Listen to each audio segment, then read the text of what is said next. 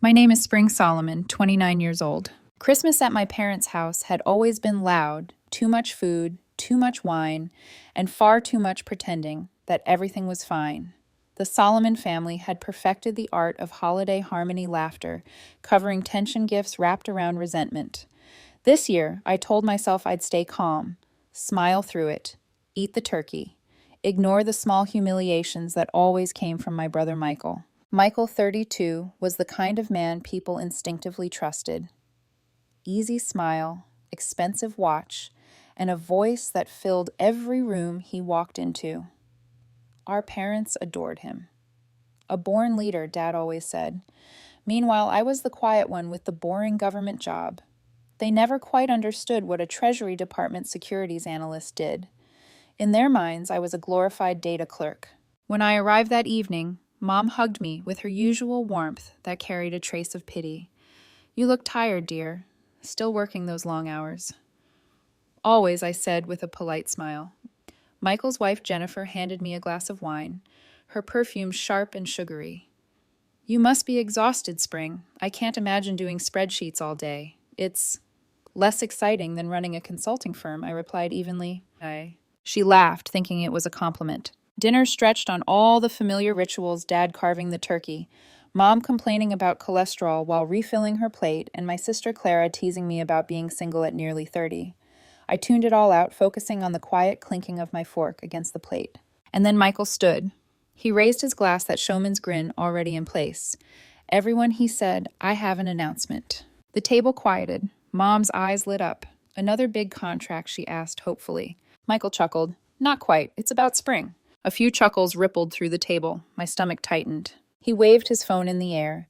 "You all know how our little Spring's been bragging for years about her investment portfolio, how she's building wealth from her government salary." The laughter grew louder. Even Dad smiled. "Well," Michael continued, "I decided to help her out. You see, she left her laptop at my place a few weeks ago. Needed to check some family photos, she said.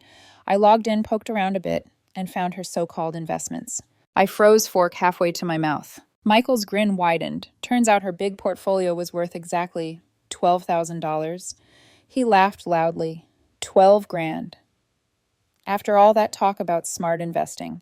So being the responsible big brother, I sold it for her, moved the cash to my business account. I'll invest it properly. She'll thank me later when it actually grows. The table erupted in laughter. Dad chuckled, shaking his head. 12,000 Spring, that's barely a vacation fund. Mom sighed in that familiar, disappointed tone.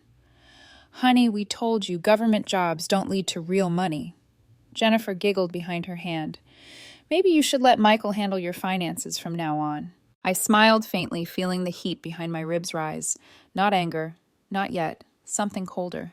"Michael," I said quietly, "how exactly did you access my portfolio?" He rolled his eyes. "You gave me your laptop password, genius. Maybe next time pick something harder than your birthday."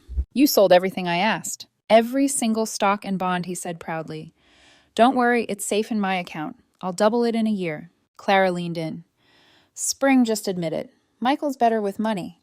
You've always been the bookworm, not the business type." Dad turned to Michael.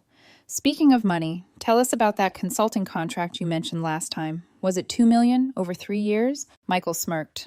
"Closer to 2.5, actually." As they all applauded, I quietly picked up my phone beneath the table. 3 new emails.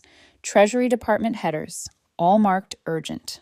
The subject line of the first one hit me like a wave of cold air. "Unauthorized access detected. Series 1 securities account. TSD 4478829. Federal investigation initiated." I blinked slowly. My heart rate didn't change. Years of reviewing fraud alerts had trained me to process data before emotion. I glanced up. Michael was mid-story about high-value clients, gesturing with his wine glass. Mom was beaming. Dad looked proud. They all looked so certain of who the successful child was. Another vibration. A phone call this time. I looked down. Treasury Department. Office of Inspector General. I stood up smoothly. "Excuse me," I said. Michael smirked. "Probably work calling her on Christmas. Poor Spring never gets a break." The table laughed again. I walked down the hallway to Dad's study, the laughter fading behind me. I closed the door, the muffled carols from the dining room blending with the quiet hum of the central heating. I took the call. "This is Spring Solomon." A man's voice, steady and formal. "Miss Solomon." This is Special Agent Rodriguez, Treasury Department Office of Inspector General. We have a situation involving unauthorized access and liquidation of protected Treasury securities linked to your personal account. I'm aware, I said softly. My brother accessed my laptop last week. He liquidated my entire portfolio. Do you know the approximate value of that portfolio? 850,000, I said. Give or take a few thousand. Silence on the other end. Then, Miss Solomon, we've already coordinated with the FBI. They're on their way to your location. My reflection in the window looked calm. Perfectly calm. How long? 15 minutes, maybe less. Understood. I ended the call and stood for a moment, breathing in the scent of my father's old pipe tobacco. I remembered sitting in this same room years ago as a teenager, showing Dad my first internship acceptance letter. He'd smiled politely, then said, "That's nice, Spring, but it's not really the kind of job that builds a future." Now the same room would witness something very different. I straightened. My blouse glanced once at the family portrait on the bookshelf, Mom smiling Dad's hand on Michael's shoulder, me half out of frame, and walked back toward the laughter. Michael was still talking when I sat down. You see, he was saying you can't just let money sit in bonds. You've got to make it work. That's where real wealth comes from. Of course, I said, picking up my wine glass. That's where real consequences come from, too. He frowned, confused. I smiled faintly and took a sip. From outside, I heard the faint sound of tires crunching on the driveway. They had no idea the joke was about to end. The sound of laughter still drifted from the dining room as I closed the study door. Again, heart, steady mind, sharp. Years in the Treasury Department had trained me for crisis management, only this time the crisis had my brother's name on it. I stood at the window, the frosted glass blurring the snow outside. The reflection that looked back at me wasn't angry, just tired. The phone rang again. Special Agent Rodriguez. Miss Solomon, this is Rodriguez again. I've looped in the FBI field office in Hartford. I'll need you to stay calm and keep everyone there until they arrive. I can do that, I said evenly. Good. We need to confirm the person who accessed your laptop. That's your brother. Yes, Michael Solomon, age 32. Do you know if he's aware of what he actually sold? I hesitated. No. He thinks he liquidated my personal investment portfolio, maybe $12,000 in private stocks. He doesn't know the securities were federally protected. That means he doesn't understand the severity of what he's done. That's correct. Rodriguez's voice lowered. Miss Solomon, unauthorized liquidation of federal securities under Title 18, Section 641 is a felony. The agents are on their way. Until they arrive, we need you to ensure no one leaves the property. I turned toward the closed door, hearing the faint hum of Christmas carols. They won't, I said. A pause, then quieter. You doing okay? That question almost caught me off guard. Yes, I said. I've been trained for this. He exhaled. I'll stay on until the field team checks in. I looked around the study, the same room where I'd done my homework in high school while Michael's trophies lined the shelves. Dad used to tell guests, that's Michael's corner, future entrepreneur. My corner had been the small desk by the window stacked with textbooks, my handwriting too neat, my dreams too small for them to notice. Now, standing in that same space, I felt something like justice hum quietly beneath the air. Rodriguez spoke again. We'll need your full access logs later. For now, can you describe what your brother did? He logged into my laptop, used my password. He must have opened the browser's saved credentials, found the Treasury Direct account. He probably thought it was a brokerage account. And he sold everything. Yes, every single bond and security. The system flagged the Solomons furs immediately. He moved the funds to his own account. Yes, a business account under his name. Rodriguez's tone hardened. Then he's already committed wire fraud. I said nothing. I could still hear Michael's laugh echoing faintly down the hall, that easy, confident tone that always won people over. Rodriguez continued. Once the FBI team arrives, you'll introduce them to the family. Stay composed. Do not escalate.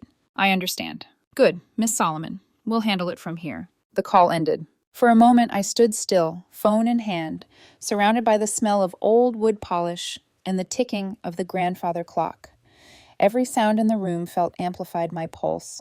The faint hiss of the heating vent, the echo of laughter from people who didn't yet realize their world was about to tilt. I walked toward the desk, tracing the surface with my fingertips. Dad's pen silver and engraved with, "To Michael, with pride." The same gift I'd once asked for after graduation and been told, "You'll get one when you do something worth celebrating." Now I reached into my purse, pulled out my own pen, government-issued plain black plastic, and clicked it once. That small sound grounded me. The weight of the situation pressed inward. Michael wasn't just my brother. He was the family's illusion of success, the one they pointed to whenever my life seemed too quiet, too cautious, too dull. But tonight, my dullness had consequences. My precision, my boundaries, my rule following. The things they mocked were about to become their nightmare. The sound of footsteps in the hallway made me turn. Dad appeared in the doorway, still holding his wineglass. "Spring," he said, puzzled. "Everything all right?" I smiled faintly. "Just a work call." "On Christmas," he chuckled. "See, that's why you should have gone into business like your brother. Then you'd be calling the shots." My eyes flicked briefly to the window. Blue lights flickered faintly in the distance, reflecting off the snow. "Maybe," I said quietly. "Maybe I already am." He frowned, clearly not understanding, and left. I waited. 5 minutes. Then 10. The laughter swelled again from the dining room, louder now, tipsier, oblivious. Through the glass, I saw headlights wash over the front yard. A convoy of dark vehicles stopped in front of the house. Figures in winter coats stepped out, moving briskly toward the door. The grandfather clock chimed softly. I took one deep breath, exhaled, and straightened my posture. For years, they'd called me invisible, ordinary, forgettable. Tonight, they'd remember my name. The doorbell rang just as Dad was refilling his wine. Everyone looked up. Through the frosted glass, I could see the dark shapes of 4 figures outside, motionless, professional. The kind of presence you feel before you recognize it. "I'll get it," I said, setting down my glass. Mom frowned. Spring, we're in the middle of dinner. But I was already walking toward the door. As I opened it, cold air rushed in, sharp and clean, against the heavy warmth of the dining room. 4 agents stood on the porch, their coats dusted with snow badges, gleaming under the porch light. The lead agent stepped forward. "Miss Spring Solomon." "Yes, I'm Special Agent Williams, FBI. We're here regarding unauthorized access and liquidation of protected Treasury securities. Is a Michael Solomon present in the home?" I nodded once. "Dining room." They followed me in. The sound of carols and laughter collapsed into silence as soon as their footsteps echoed against the hardwood floor. Michael looked up first, confusion giving way to alarm. "What's this?" Agent Williams held up his badge. "Mr. Michael Solomon." "Yeah," he said slowly. "I'm Special Agent Williams with the FBI. I need you to stand up, please." The color drained from his face. "What? Why?" Jennifer's fork clattered onto her plate. Mom gasped. Dad stood abruptly. "Excuse me, what's going on here?" Agent Williams's tone was calm but firm. "We have evidence that Mr. Solomon illegally accessed, sold, and Solomon's-furred approximately $850,000 in protected U.S. Treasury securities." The words hung in the air like smoke. 800, and Dad's voice cracked. "That can't be right. Spring said it was 12,000. Michael turned to me, eyes wide, almost wild. "Wait. What? Spring. What is this?" "You said it was." "I never said anything," I replied softly. "You assumed." $850,000, Agent Williams repeated. "Mr. Solomon, you have the right to remain silent." "Wait." Michael jumped to his feet, voice breaking. "This is insane. I didn't steal anything." She gave me the password. "We're family." Jennifer reached for him, tears already spilling. "Michael, please." Agent Williams motioned gently for her to step back. "Sir, please don't resist." Michael's face twisted in disbelief. "You can't be serious. This is some mistake. Tell them, Spring. Tell them it's nothing." I looked at him, my brother, the golden child, the one who never thought rules applied to him, and felt something shift inside me. "I gave you my laptop password," I said evenly. "To access family photos, not to log into my investment accounts, not to sell government securities." He shook his head, trembling. "You set me up. You knew what would happen." "I didn't set you up," I said. "You did exactly what you always do. You assumed you were smarter than everyone else." Mom stood suddenly. "Stop it, both of you. This is ridiculous. Michael wouldn't steal from his own sister." The second agent stepped forward, reading from a document. "We have digital evidence confirming unauthorized access from Mr. Solomon's IP address, including Solomon's action logs and Solomon's fur records to his business account." Jennifer whispered, "His business account." Her voice cracked. "Oh my God. Michael, what did you do?" He spun toward her. I was trying to help. "I thought it was 12,000. 850, I said quietly. "Protected federal bonds." The sound of that number seemed to suck the air from the room. Dad's hand trembled, wine spilling onto the tablecloth. "Spring, that's your entire portfolio." "Yes." Michael laughed suddenly, a sharp, panicked sound. "This is crazy." You think I'd steal that kind of money?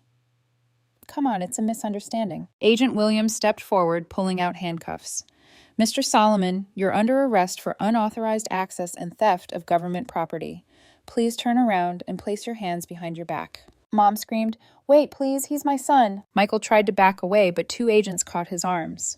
The cuffs clicked into place with a metallic finality that seemed to echo through every corner of the house. Jennifer covered her mouth, sobbing. Dad stared at me, face pale. "Spring, can't you do something?" "I can't," I said softly. "This isn't my decision. It's federal." Michael twisted in the agent's grip, his voice breaking. "You're really letting them take me on Christmas?" I looked at him for a long moment. "You stole from me, Michael. You laughed about it. You mocked me for being careful for following rules. But those rules are what keep people like you from destroying everything." Agent Williams guided him toward the door. "We'll need everyone to remain here. The house is being treated as a potential evidence scene. Please stay calm." Jennifer followed, crying as they led Michael out into the snow. The flashing blue lights painted the white landscape in shades of grief. When the door finally closed behind them, the room felt hollow. The only sound was the faint hiss of the fireplace. Mom sat down slowly, her hands shaking. He didn't mean to. He didn't know. Dad stared at the empty chair where Michael had been. 850,000, he whispered. No one looked at me. I picked up my wine glass. My hand didn't shake. Through the window, I could see the agents putting Michael into the back of the car. He was shouting something, but the glass muffled it. I didn't need to hear. I already knew the words. "You ruined me." Maybe I did. Maybe he did it himself. Either way, Christmas was finally quiet. The front door closed behind the FBI agents with a soft click. Outside, the flashing blue and red lights painted the snow like broken glass. Inside, silence stretched like a wound that couldn't clot. No one spoke at first, only the faint hum of the heater and the soft hiss of the candles on the table. The Christmas tree lights blinked on and off, oblivious to the fact that nothing about this family would ever blink the same way again. Mom was the first to break. "This is a nightmare," she whispered. Her voice cracked. "It has to be a mistake. They can't just take him away like that." I looked down at my plate where the turkey had gone cold. They can, and they did. Dad's chair scraped against the hardwood as he stood abruptly. 850,000, he repeated, disbelief thick in his tone. "That's impossible. Spring. How would you even have that kind of money?" I set my fork down carefully. Years of working, saving, investing. I've been building that portfolio since I was 22. "But you work for the government," Clara said, her voice small, almost childlike. "You make, what, 50,000 a year?" 87 base, I corrected quietly, plus performance bonuses, retirement matching, and Treasury Securities investments. My money grows slower but safer. Jennifer wiped her face, mascara streaking down her cheeks. "He thought he was helping you," she said, trembling. "He told me you were always reckless with money." Reckless, I let out a soft, humorless laugh. "I monitor national debt securities for a living." No one answered. Dad poured himself another glass of wine, his hand shaking so badly he spilled half of it. "They said federal crime," he murmured. "Spring, that can't be right. He's your brother." "He's also an adult," I said evenly. "And he committed multiple felonies." Mom looked up sharply. "Don't talk like that. He's your family. You could fix this. You work for them, don't you? The Treasury Department. Can't you make a call?" "Tell them it was a misunderstanding." I met her eyes. "Mom, I'm a securities analyst. I don't control investigations. Once the system flags a breach of federal securities, it's out of everyone's hands." Dad's voice rose. He made a mistake. He didn't mean to steal. My composure cracked just slightly. He didn't mean to steal that much, maybe. But he did mean to steal. He took my password, logged in, sold everything, and moved it to his account. That's theft, intentional, deliberate, and federal. Jennifer's breath hitched. He thought it was 12,000. I nodded. Because he only saw the number of shares, not the type of bonds. Every certificate was labeled U.S. Treasury Series Y Securities. He just didn't care enough to read. For a long moment, no one moved. Clara's voice broke through the stillness. "So what happens now?" Before I could answer, my phone buzzed on the table. A new message. "Rodriguez Treasury OIG FBI secured suspect. Charges pending. Court date scheduled Monday. Need your logs and confirmation at 9 a.m. tomorrow." I placed the phone face down. "What was that Mom asked?" "Work," I said simply. Dad's face twisted with disbelief. "Work, Spring. They just arrested your brother on Christmas Day, and you're sitting there talking about work. Because that's when this is now, I said, my voice calm, almost detached. Not a family argument, a criminal case. Mom stood, tears streaking her face. You sound just like them. Cold, heartless. Do you even care that your brother is going to prison? I inhaled deeply, letting the sting of her words settle before answering. I care. But caring doesn't change what's true. Silence again. The clock on the mantel ticked loudly each second, marking the space where denial had nowhere left to hide. Finally, Clara spoke barely above a whisper. What if he hadn't told us? What if you hadn't checked your phone? I turned to her. Then tomorrow the FBI would have come to his house instead. Or his office. Maybe in front of his employees. The system doesn't wait for convenience. Jennifer let out a small, broken laugh. He told me he was about to sign $1 million contract. I even believed him. I looked at her gently. So did I. Once. Dad sank back into his chair, head in his hands. You should have warned him, Spring. Told him what he was really touching. I stared at him. He didn't ask. And you wouldn't have believed me anyway. That landed like a blade. He looked up, shame flickering in his eyes before he looked away. Mom gripped the edge of the table. You always were jealous of him. Maybe you let this happen. That one cut deeper than I expected. Jealous, I repeated softly. Of what? His debts, his lies, his fake company. She flinched. I lowered my voice. I didn't call the FBI Mom. The Treasury system did. It's automated. Once federal securities are touched, it triggers investigation and freezes all accounts within hours. There was never anything I could do. Jennifer looked toward the window, where blue light still pulsed faintly against the snow. What happens to him now? He'll be processed tonight, I said. Interviewed tomorrow. Then arraigned in federal court Monday morning. They'll freeze his business account, seize his assets, and hold him without bail until the first hearing. Clara swallowed hard. And the money. It'll be returned once the investigation closes. The room went silent again. Dad whispered, almost to himself, we laughed at you. When he said he sold it for $12,000, we laughed. I nodded slowly. I noticed. Mom collapsed into her chair, burying her face in her hands. This family is ruined. I looked around at the wreckage of the dining table, half-eaten food, overturned glasses, melting candle wax. No, I said quietly. It's just finally honest. The house creaked as the heating shifted. I stood smoothing my skirt. I have to go, I said softly. I need to prepare for the interview tomorrow morning. Spring, Dad began, but his voice faltered. I looked back at him. He stole from me, Dad. But you all helped him believe he could. That's the part that really hurts. And with that, I walked out of the room, leaving the faint echo of my heels and the shattering silence of a family who'd finally run out of illusions. Morning light spilled weakly through my apartment window, the kind that makes everything look colder than it is. I hadn't slept.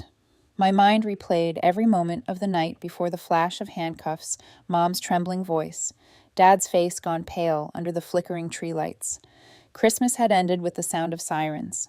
I was due at the Treasury Inspector General's office in less than 2 hours. Before I left, I opened my laptop and reviewed the system logs, timestamps, IP addresses, Solomon's action routes. Each digital footprint pointed clearly to one person, Michael Solomon, my brother. The family's chosen success story. When I arrived, the office was quiet, almost reverent in its efficiency. The OIG conference room smelled of coffee and printer ink. Agent Rodriguez was already there, along with 2 analysts from the Hartford Field Division. Miss Solomon, he said, standing to greet me. Thank you for coming in so promptly. I didn't have much of a choice, I said, setting my folder on the table. He allowed himself a small smile. No, you didn't, but your cooperation helps. We reviewed everything, every log, every confirmation email, every security flag. When I was done, he looked at me for a long moment. You handled last night with remarkable composure, he said. It's easier when you've been underestimated your whole life, I replied. He nodded thoughtfully.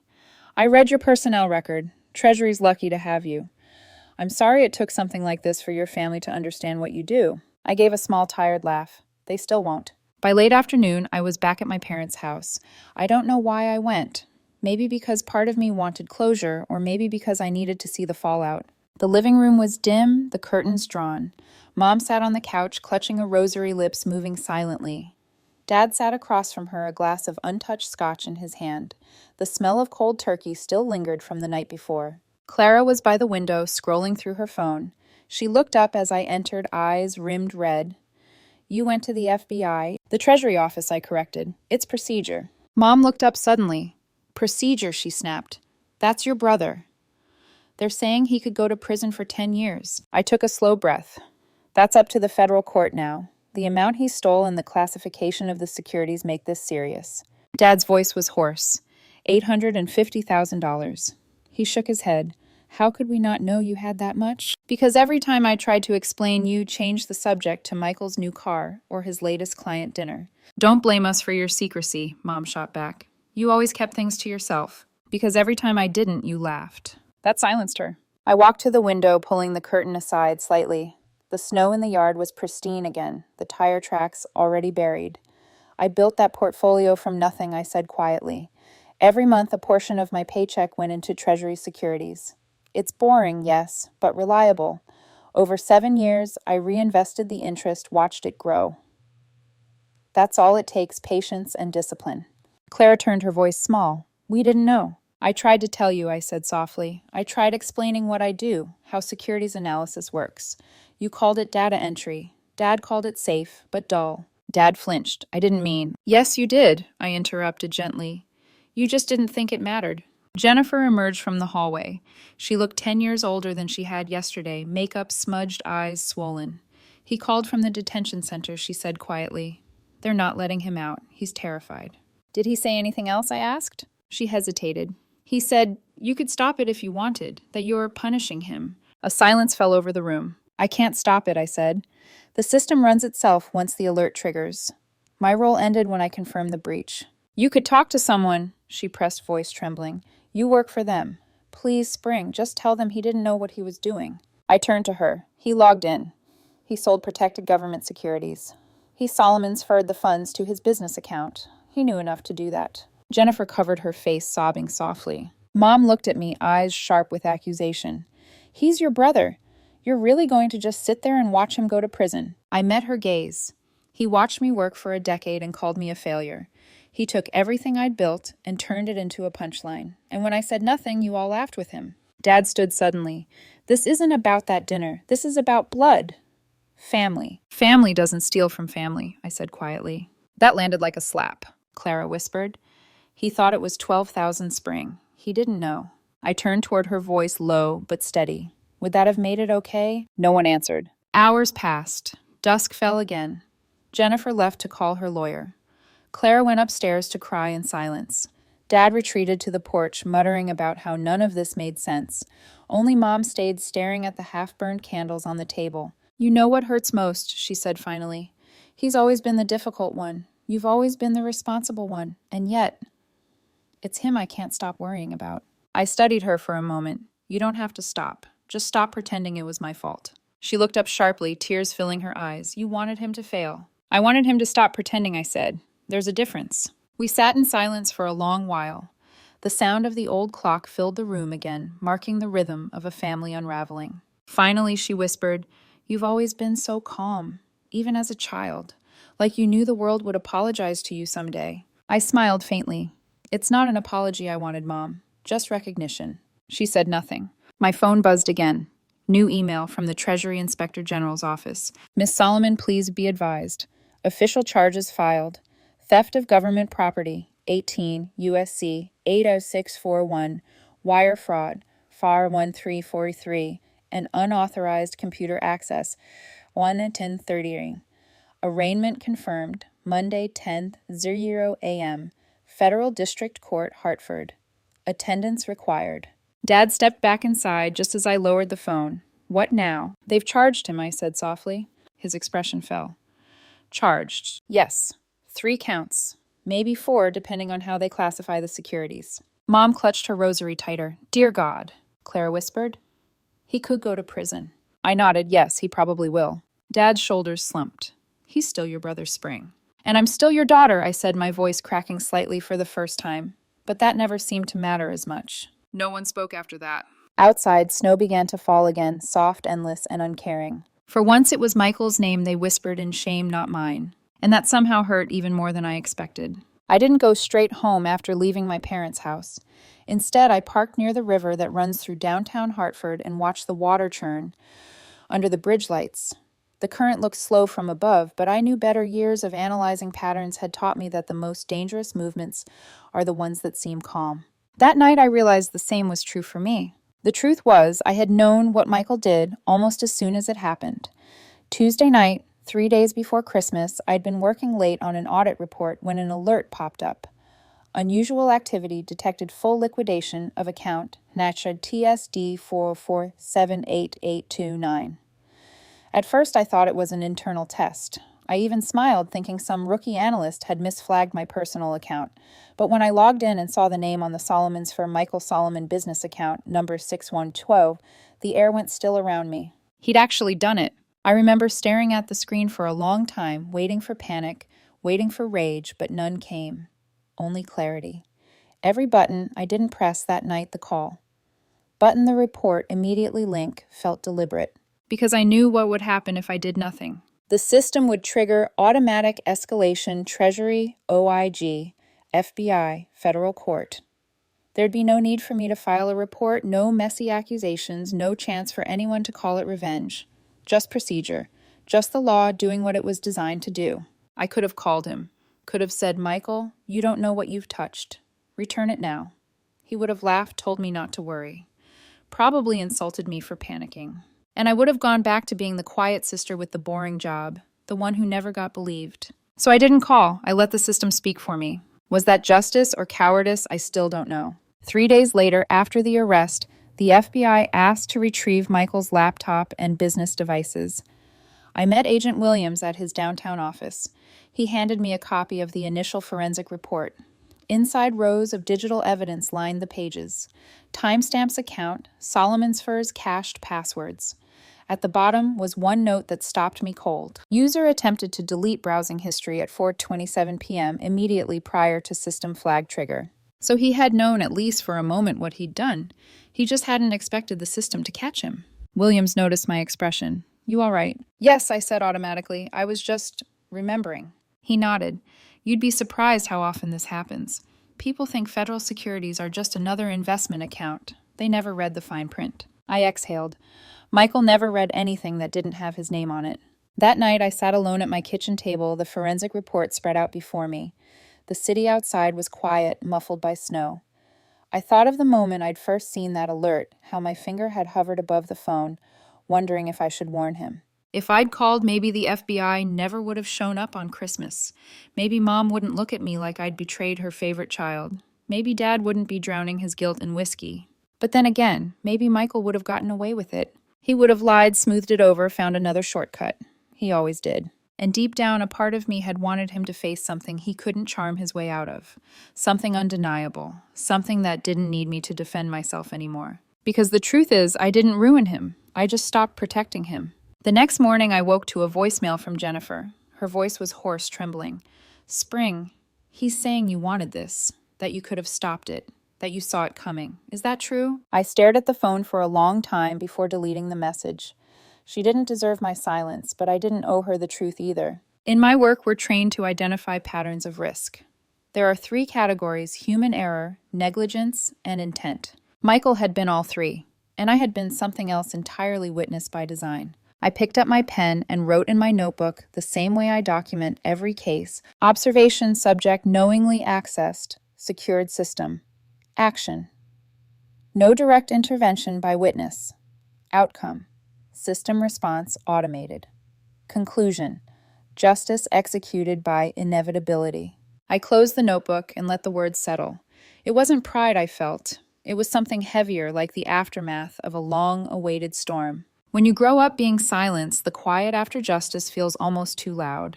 That evening, as I reviewed another round of official correspondence, a message arrived from Agent Rodriguez. "Appreciate your professionalism, Miss Solomon. Not everyone in your position would have handled this so rationally. The court will need you to testify briefly on Monday. Bring documentation." Rational. That's what everyone kept calling me. As if calmness and detachment made it easier. As if they knew what it was like to sit at a dinner table while your family laughed at your supposed failure, knowing an FBI team was already on the way. I closed my laptop and leaned back, staring at the ceiling. I hadn't destroyed my brother. I'd just refused to save him. Maybe that's the same thing. Outside, snow began to fall again. Silent, steady, merciless. In another life, I might have gone to bed early, called it a long week. But this wasn't another life. This was the one I'd chosen the moment I let the alert pass unreported. I whispered into the quiet. Maybe I didn't report him. Maybe I just didn't save him. The federal courthouse in Hartford always felt colder than it looked, the kind of place that made even the innocent feel small. I'd been there countless times before as a Treasury witness, an analyst, an expert, but never as family. The marble floors gleamed like glass under fluorescent light. My heels echoed down the hallway as I followed an assistant marshal toward courtroom 3B. The doorplate read, United States v. Michael Solomon. Inside, the air smelled faintly of coffee and old paper. Rows of benches were already half filled, reporters, interns, quiet onlookers who'd come to watch a man fall from grace. Jennifer sat near the back, clutching a tissue. She looked up when I entered, but didn't smile. Her eyes were raw, hollow. The bailiff called all rise. The judge entered, robes heavy and deliberate. We stood. Michael was brought in from the side door wearing an orange jumpsuit instead of his designer suit. His hands were cuffed at the waist, and for the first time in my life, he looked small. He didn't scan the room for approval or admiration the way he used to. He just looked stunned. When the judge gave the order to be seated, I caught his eyes for the briefest second. They darted away. The clerk began reading the charges. Count 1. Theft of government property under Title 18, Section 641. Count 2. Wire fraud under Section 1343. Count 3. Unauthorized computer access under Section 1030. Each word landed with the precision of a hammer. Michael shifted in his seat, jaw tight. His attorney, a weary-looking public defender, whispered something to him. Michael shook his head. Then came the prosecutor, a calm, methodical woman in her 40s, rising to her feet. Her voice carried easily across the room. Your Honor, the defendant. Mr. Michael Solomon accessed his sister's federally secured Treasury account without authorization. He liquidated approximately $850,000 in protected government securities, Solomon's ferrying those funds to his own business account. He claimed ignorance, but the evidence shows clear intent. He moved the money, attempted to delete browser records, and used those funds to pay off personal debt. The government opposes bail. Michael's lawyer stood. Your Honor, my client believed these were private assets. He was under the impression his sister had authorized him. This was a family misunderstanding, not a federal crime. The judge's expression didn't change. The amounts involved suggest otherwise, counsel. The prosecutor nodded. The Treasury Department's automated systems flagged the Solomon sphere within hours. These are not conventional assets. We're dealing with protected federal instruments. The defendant's actions triggered multiple national-level protocols. From where I sat, I could see Michael's shoulders rise and fall with uneven breaths. The judge leaned forward. Mr. Solomon, do you understand the charges against you? Yes, he said, voice low. Do you wish to make a statement? His lawyer leaned toward him, whispering something urgent. Michael ignored him. He looked up straight at me. You could have stopped this, he said. His voice was hoarse, brittle. You saw the alert. You let this happen. A ripple went through the courtroom. Reporters shifted in their seats. The judge's gavel cracked once. Mr. Solomon, direct your comments to the court. But he kept looking at me. You wanted to humiliate me. You wanted them to see I wasn't perfect. You think this makes you strong. It makes you a coward. My pulse stayed steady. Years of being underestimated had taught me the art of stillness. I met his gaze. No, Michael, I said softly. It makes me done. The bailiff warned him again, and his lawyer put a hand on his arm, whispering frantically. The judge cleared his throat. Bail is denied. The defendant poses both a flight risk and a potential for further financial misconduct. He will remain in federal custody pending trial. The gavel came down again. Jennifer burst into quiet sobs. The sound filled the silence that followed. The guard stood motioning for Michael to rise. He hesitated, eyes never leaving me. You think you're better than me, he said under his breath as they led him away. You always did. I never needed to be better, I replied. Just honest. He was gone before the words reached him. After the hearing, Agent Rodriguez found me in the hallway. You did well, he said gently. Most family witnesses can't keep it together. I've had practice, I said. He gave a small nod. The plea deal's already in motion. He'll probably take it. 7 years if he cooperates. I nodded slowly. That's fair. As Rodriguez turned to leave, I stopped him.